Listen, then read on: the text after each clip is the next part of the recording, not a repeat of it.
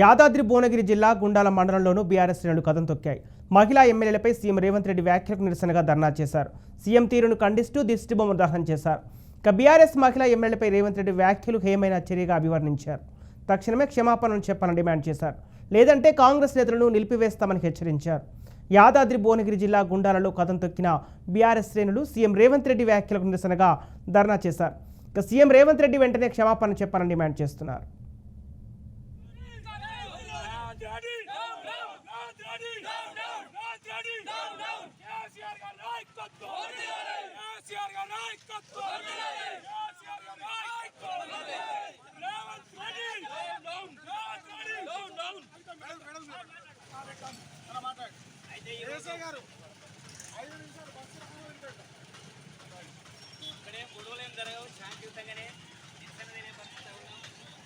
తెలంగాణ రాష్ట్ర వ్యాప్తంగా ఈరోజు నిరసనలు జరుగుతూ ఉన్నాయి.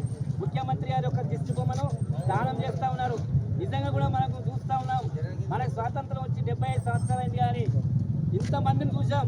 1-2 శాసనసభలలో ఏం జరిగిందో కొద్దిగా మేము చిన్నవాళ్ళని తప్ప ఆ తర్వాత జరిగినటువంటి ముఖ్యమంత్రులు, మంత్రులు, అధికార పార్టీ నాయకులు అనుసరించేటువంటి విధానం చాలా ఘోరంగా ఉన్నది.